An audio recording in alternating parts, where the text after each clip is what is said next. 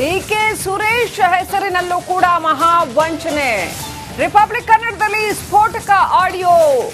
ಐಶ್ವರ್ಯ ವಂಚನೆ ಕೇಸ್ಗೆ ಈಗ big twist. ನೋಡಿ ಎಂತೆಂತ ಮೋಸ ಮಾಡಿದ್ದಾರೆ ಅಂತ. ಡಿಕೆ ಸುರೇಶ್ ಅವರ ಧ್ವನಿಯಲ್ಲಿ ಮೋಸ ಮಾಡಿದ್ರ ನಟ ಧರ್ಮ ಮಾತು ನಂಬಿ ವನಿತಾ ಅನ್ನುವಂತ ಮಹಿಳೆ ಮೋಸ ಹೋದ್ರ.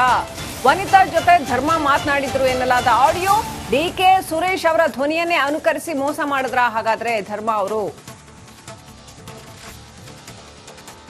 ಆಡಿಯೋ ನಿಮ್ಮ ರಿಪಬ್ಲಿಕ್ ಕನ್ನಡದಲ್ಲಿ ವೀಕ್ಷಕರೇ ಹೆಂಗೆಲ್ಲ ಮೋಸ ಮಾಡ್ತಾರೆ ನೋಡಿ. ಹಲೋ ಹಲೋ ಹೇಳೋ. ಯಾಕೆ ಈ ತರ ಮಾಡ್ತಿದ್ಯಾ? ಏನ್ ನಿಂಗೆ ಅರ್ಥ ಆಗ್ತಾ ಇಲ್ವಾ? ನಾನು ಏನು ಮಾಡ್ತಿಲ್ಲ. ಒಂದ್ ನಿಮಿಷ ಕೇಳು. FIR ಆಗಿದೆ, ಮಿಕ್ಕಿರೋದ್ ನನಗೆ ಗೊತ್ತಿಲ್ಲ. ನಾನು ಏನ್ ಸ್ಟಾಪ್ ಮಾಡ್ಬೇಕಂದ್ರು ನಾನು ದುಡ್ಡು ಕೊಡ್ಲೇಬೇಕು. ಐಶು ನೀನ್ ಬಾ, ಆಗಲ್ಲ. ಇವತ್ತು ಬಾ, ನಾನು ಏನ್ ಬೇಕೋ ನಾನು ಅದನ್ನ ಸ್ಟೆಪ್ಸ್ ತಗೊಂಡು ಅದನ್ನ ಸ್ಟಾಪ್ ಮಾಡಿಸಿ ನಾನೇ ಬೇಕಾದ್ರೆ ಮೀಡಿಯಾದಲ್ಲಿ ಮಾತಾಡ್ತೀನಿ. ಅಲ್ಲಿ ತನಕ ಆಗಲ್ಲ ಐಶು. ನೀನ್ ಇಷ್ಟು ಮಾಡೋ ಬದಲು ದುಡ್ಡು ತಗೊಂಬಾ.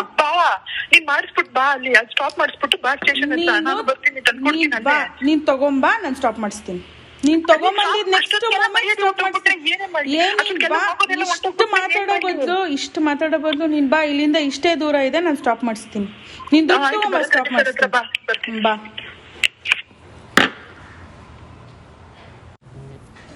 ಹಲೋ ಹಲೋ ಹೇಳೋ.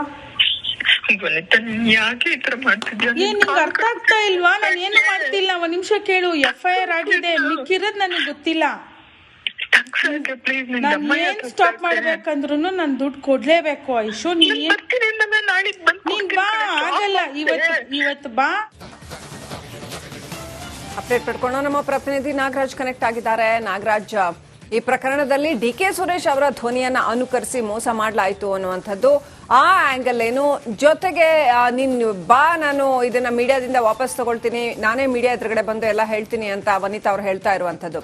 ಇದೆಲ್ಲದ್ರ ಬಗ್ಗೆ ಇನ್ನಷ್ಟು ಡೀಟೇಲ್ಸ್ ಕೊಡಿ.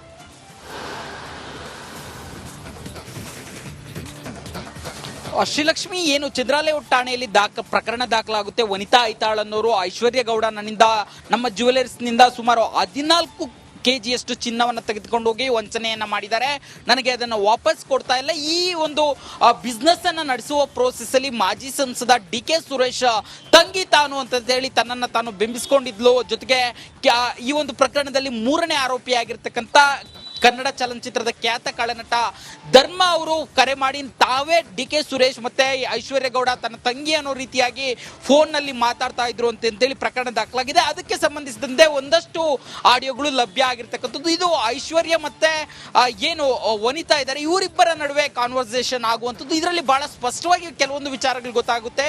ಏನಂತಂದ್ರೆ ಇವರಿಬ್ಬರಿಗೂ ಮೊದಲಿನಿಂದಲೂ ಸಹ ಒಂದು ಬಿಸ್ನೆಸ್ ಇತ್ತು. ಇದರ ಭಾಗವಾಗಿ ಸಾಕಷ್ಟು ಬಾರಿ ಪೊಲೀಸ್ ಠಾಣೆ ಮೆಟ್ಟಲನ್ನ ಸಹ ಏರಿದ್ರು. ಆದ್ರೆ ಯಾವಾಗ ವಿಚಾರಗಳೆಲ್ಲ ಮಾಧ್ಯಮಗಳಲ್ಲಿ ಬರ್ತವೆ, ಐಶ್ವರ್ಯ ರಿಕ್ವೆಸ್ಟ್ ಮಾಡ್ತಾರೆ ವನಿತಾ ಅವ್ರ ಹತ್ರ, ಏನು ಇದನ್ನೆಲ್ಲ ಇಲ್ಲಿಗೆ ನಿಲ್ಸು, ನಾನು ಆದಷ್ಟು ಬೇಗ ನಿನ್ನ ಹಣವನ್ನ ಸೆಟ್ಲ್ ಮಾಡ್ತೀನಿ, ಇದೆಲ್ಲ ಹೊರಗಡೆ ಬಂದ್ರೆ ನನ್ಗೆ ಯಾರು ಹಣ ಕೊಡಲ್ಲ ಅನ್ನೋ ಮಾತುಗಳನ್ನ ಹೇಳುವಂಥದ್ದು ಈ ಆಡಿಯೋಗಳ ಲಭ್ಯ ಆಗಿರ್ತಕ್ಕಂಥ ಆಡಿಯೋಗಳಲ್ಲಿ ಕೇಳಿಸ್ತಾ ಇರ್ತಕ್ಕಂಥದ್ದು.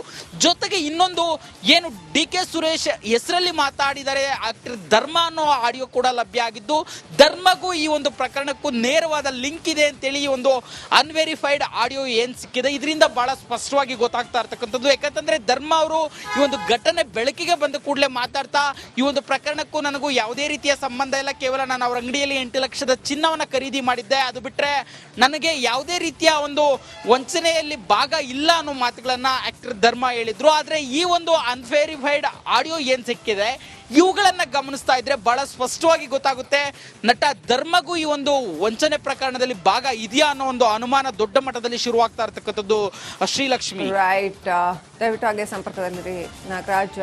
ಹಾಗಾದ್ರೆ ಧರ್ಮ ಏನ್ ಹೇಳಿದ್ರು? ಧರ್ಮ ಅವ್ರ ಜೊತೆ ಮಾತನಾಡಿದ್ದಾರೆ ಎನ್ನಲಾದಂತಹ ಆಡಿಯೋ ಏನು ನಾವು ಹೇಳ್ತಾ ಇದ್ದೀವಿ, ಆ ಆಡಿಯೋ ಹೇಗಿದೆ, ಏನ್ ಮಾತನಾಡಿದ್ದಾರೆ ಅದರಲ್ಲಿ ನೋಡಿ. Hello hello.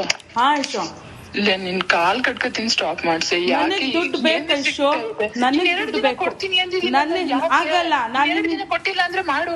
2 ದಿನ ಕೊಟ್ಟಿಲ್ಲ ನನಗೆ ಇವಾಗ ಫಸ್ಟ್ ಇವಾಗ ದುಡ್ಡು ತಂದಿಡು ಐಶು. ನಾನು ಕಷ್ಟಪಟ್ಟು ತಂದಿರೋ ದುಡ್ಡು.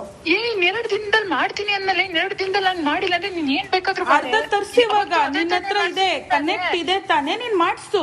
ಇಲ್ಲ ಡಿಕೆ ಸುರೇಶ್ ಇದಾರೆ ತಾನೇ, ಡಿಕೆ ಸುರೇಶ್ ಹತ್ರ ತರ್ಸು. ಒಂದನ್ನು ಈಚೆ ಬರುತ್ತೆ ಕಡೆ. ನನ್ಗೆ ನಾನ್ ಸಾಯ್ಬೇಕಾಗುತ್ತೆ. ಇದೊಂದು ನೋಡು, ನೀನು ಸಾಯೋದು ಅದು ಇದು ಐಶು ಇನ್ 2 ದಿನ ಮಾಡ್ಸು. ಇನ್ 2 ದಿನದಲ್ಲಿ ನಾನು ಕೊಟ್ಟಿಲ್ಲ ಅಂದ್ರೆ ನೀನ್ ಕೇಳು. ನೀನ್ ಇದೇ ಕೆಲಸ ಮಾಡಿ ಇನ್ 2 ದಿನದಲ್ಲಿ. ನೋಡು ನಾನು ಕೆಲಸ ಮಾಡಕ್ಕಿಲ್ಲ ಐಶು. ನನಗೆ ಈ ಕೆಲಸ ಮಾಡಬಾರ್ದಂತಾನೆ 1 ತಿಂಗಳಿಂದ ಹೇಳ್ತಾನೆ ಇದೀನಿ. 2 ದಿನಕ್ಕೆ ಆಗಲ್ಲ ಆಯ್ತು.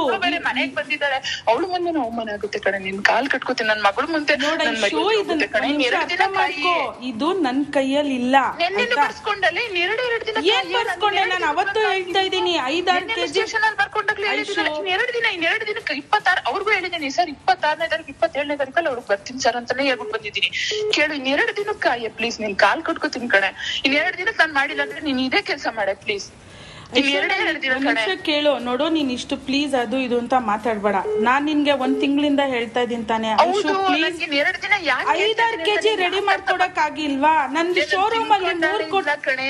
ನಾನು ಅದನ್ನೇ ನೆನ್ನೆಯಿಂದ ಬೇರೆ ಬೇರೆ ಏನೇನೋ ಮಾಡಿ ಮಾಡ್ತಾ ಇದ್ದೀನಿ ಕೆಲ್ಸನ. ನೆನ್ನೆಯಿಂದ ಸಿಕ್ಕಾಪಟ್ಟೆ ಕೆಲಸ ಮಾಡಿದ್ದೀನಿ ಇದಕ್ಕೋಸ್ಕರನೇ. ನೀನ್ ಮಾಡ್ತಿರೋದು ಇದೆ ಅಂತಂದ್ರೆ 1 ರೂಪಾಯಿ ಕೊಡಬಾರ್ದು ಅಂತ ಮಾಡ್ತಾ ಇದೆಯಾ ಅನ್ನೋ ತರಾನೇ ಅನ್ಸ್ತಾ ಇದೆ. ನಂದು ಇಲ್ಲ ಕಣವ, ಆತರ ಏನಿಲ್ಲ ಕಣವ. ನಾನ್ ನಿಜವಾಗ್ಲೂ ನೆನ್ನೆ ಮೊನ್ನೆ ಸಿಕ್ಕಾಬಟ್ಟೆ ಬೇರೆನೆ ಏನೋ ಮಾಡಿದೀನಿ. ಇನ್ 2 ದಿನಕ್ಕೆ ನಿಜವಾಗ್ಲೂ ನನ್ಗೆ ಆಗೇ ಆಗುತ್ತೆ. ನೀನು ಮಾಡೇ ಮಾಡ್ಕೊಡ್ತೀನಿ. ಸಿಗ್ಬೋದು ನೀನ್ ಮೊನ್ನೆ ಬಂದ್ ಮಾತಾಡ್ಕೊಂಡು ಹೋದ್ವಲ್ಲ, ಅಷ್ಟ್ ಮಾಡೇ ಮಾಡಿಸ್ತೀನಿ. ನೋಡು, 4 ನಾನು ವಹಿಸ್ಕೋತೀನಿ. ಇನ್ ಮಿಕ್ಕಿದೇನು ಪೊಲೀಸ್ ಅವ್ರ ಹತ್ರ 3 ಕೋಟಿ ಅಂತ. ಯಾರತ್ರ? ಪೊಲೀಸ್ ಅವ್ರ ಹತ್ರ 3 ಕೋಟಿ 4 ಕೋಟಿ ಕೊಡ್ಬೇಕಷ್ಟೇ. ನಾನ್ ನಿನ್ನ ಹತ್ರ ಎಷ್ಟ್ ಸರಿ ಮಾತಾಡಿದ್ದೀನಿ ಕುತ್ಕೊಂಡು. ನೀನ್ ನನ್ಗೆ ಏನಂತ ಹೇಳಿದ್ಯಾ? ನೋಡು, ನನ್ಗೆ ಏನ್ ಲಾಸ್ ಆಗುತ್ತೆ ಅದನ್ ಬಿಡು, ಇನ್ ಮಿಕ್ಕಿದೇನೈತೆ ನಾನ್ ಫೈನಲ್ ಮಾಡ್ಕೊಂತ ಇವ್ರ ಮಾತನ್ನ ನೀನ್ ಯಾಕೆ ಪದೇ ಕೇಳ್ತೀನಿ? ಇವತ್ತು 10 ಕೋಟಿ ಇರೋದು 14 ಕೋಟಿ ಆಗಿದೆ. ನಾನು ಕೋಟಿನೇ ಕೊಡ್ತೀನಿ ತಾಯಿ. ನಾನ್ ನಿಂಗ್ ಅದೇ ಅಂದಿರೋದು. 10 ಕೊಡೋದು, 4 ಅಲ್ಲಿ ವಹಿಸ್ಕೊಡೋದು, ಇನ್ ಮಿಕ್ಕಿದೇನಿದೆ ನಿನ್ ಕೊಡ್ತೀನಿ ಅಂತಾನೆ ನಾನ್ ನಿಂಗೆ ಹೇಳ್ತಾ ಇದ್ದೀನಿ. ನೀನ್ ಈ ಕೆಲ್ಸ ಮಾಡಿ ಮರ್ಯಾದೆ ಹೋಯ್ತು ಅಂದ್ರೆ ನಾನು ಒಬ್ಳೆ ಅಲ್ಲ. ನಾನು ಹೇಳ್ತಾ ಇದ್ದೀನಿ, ದೀವಾರಲ್ಲೂ ಕುತ್ಕೊಂಡು ಏನಂದೆ, ಐಶು ನಾನು ಒಬ್ಳೆ ಇಲ್ಲ ಐಶು, ನನ್ ಕೈ ಮೀರೋಗಿದೆ.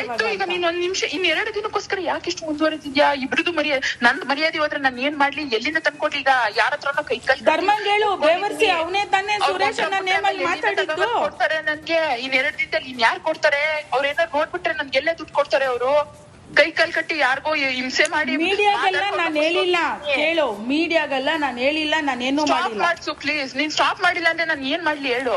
ನಾನು ಇವಾಗ ಮಾತಾಡಿ ಟ್ರೈ ಮಾಡ್ತೀನಿ, ಬಟ್ ದುಡ್ಡಂತೂ ಸ್ಟಾಪ್ ಮಾಡ್ಸು. ನಾನು ಇನ್ 2 ದಿನದಲ್ಲಿ ನಾನು ರೆಡಿ ಮಾಡ್ತಾ ಇದ್ದೀನಿ. ಇನ್ 2 ದಿನದಲ್ಲಿ ನಾನು ಏನಾದ್ರು ನಿನ್ನ ಹತ್ರ ಕುತ್ಕೊಂಡು ನಾನು ಇಷ್ಟೇ ಕೊಡ್ಬೇಕು ಅಂತ ಮಾತಾಡಿದ್ರೆ ನೀನ್ ತೀರ್ಮಾನ ತಗೊಳ್ಳೋದ್ರಲ್ಲಿ ಅರ್ಥ ಇರುತ್ತೆ.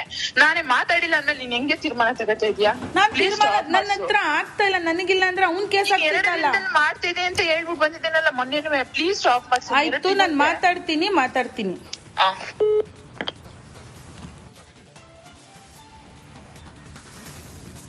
ಸೊ ಈ ಆಡಿಯೋದಲ್ಲಿ ಕ್ಲಿಯರ್ ಆಗಿ ವನಿತಾ ಅವರು ಹೇಳ್ತಾರೆ, ಐಶ್ವರ್ಯ ಅವ್ರಿಗೆ ಧರ್ಮ ಅವ್ರಿಗೆ ಹೇಳು, ಅವರೇ ತಾನೇ ಡಿ.ಕೆ. ಸುರೇಶ್ ಅವರ ಧ್ವನಿಯಲ್ಲಿ ಮಾತನಾಡಿದ್ದು ಅಂತ ಕ್ಲಿಯರ್ ಆಗಿ ಹೇಳ್ತಾರೆ. ಸೊ ಹಾಗಾದ್ರೆ ಧರ್ಮ ಅವರು ಡಿ.ಕೆ. ಸುರೇಶ್ ಅವರ ಧ್ವನಿಯಲ್ಲಿ ಮಾತನಾಡಿ ವಂಚನೆಗೆ ಸಹಾಯ ಮಾಡಿದ್ರ ಅನ್ನೋ ಪ್ರಶ್ನೆ ಕೂಡ ಬರುತ್ತೆ. ಐಶ್ವರ್ಯ ಗೌಡ ಅವ್ರಿಗೆ ಸಹಾಯ ಮಾಡೋದಕ್ಕೆ ಅಂತ ಏನಾದರೂ ಈ ವನಿತಾ ಅವ್ರ ಜೊತೆ ಡಿ.ಕೆ. ಸುರೇಶ್ ಅವರ ಧ್ವನಿಯಲ್ಲಿ ಮಾತನಾಡ್ತಾರ ಧರ್ಮ ಅವರು?